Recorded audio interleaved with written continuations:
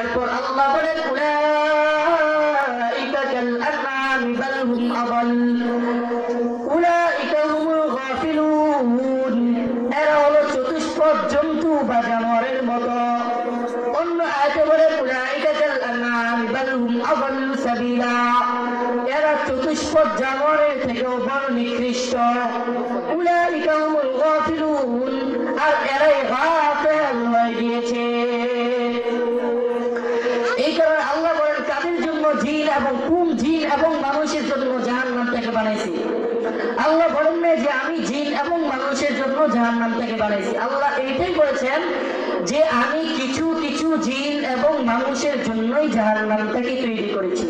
এবার তাদের জন্য উক্ত বাকি 3 আয়াতের মধ্যে বলে দেন যে লাহুম কুলুবুন লা ইয়াফকাহুনা বিহা ওয়া লাহুম আ'য়ুনুন লা ইউবসিরুনা বিহা ওয়া লাহুম আযানুন লা ইয়াসমাউনা বিহা।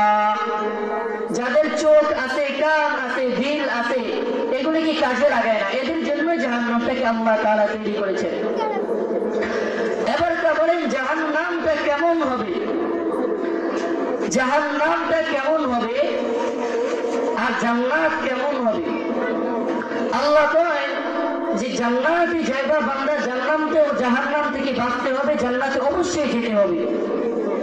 জান্নাতে যেতে হলে কি কি করতে হবে? আমার কোরআনের মধ্যে যে কথাগুলি বলেছে যে এগুলি করার জন্য এই কাজগুলি করতে হবে, আর কোরআনের মধ্যে যে কাজগুলি করার জন্য নিষেধ করা হয়েছে এই কাজ থেকে বেঁচে থাকতে হবে।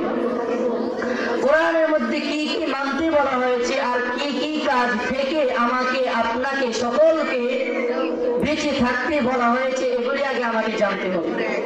কোরআনের মধ্যে বলছে যত হালাল আছে, যত হালাল কাজ আছে, হালাল খাদ্য আছে, এগুলি কি করার জন্য, পান করার জন্য, আহার করার জন্য। আর যত হারাম আছে এগুলি থেকে বেঁচে থাকতে হওয়ার জন্য, বর্জন করার জন্য। চোখে আমি একটা বেপরদা নারীর দিকে তাকালাম, এইটাও হলো জিনা, চোখের জিনা। আল্লাহ তাআলা বলেন 18 নম্বর পারার মধ্যে সূরাতুল মুমিনুনের মধ্যে, সূরাতুন নূরের মধ্যে আল্লাহ তাআলা বলেন কুল লিল মুমিনিনা ইয়াগুদ্দু মিন আবসারিহিম ওয়া ইয়াহফাযু ফুরুজাহুম। আপনি বলে দেন তারা যাতে তাদের চোখ এবং লজ্জাস্থানের হেফাজত করে।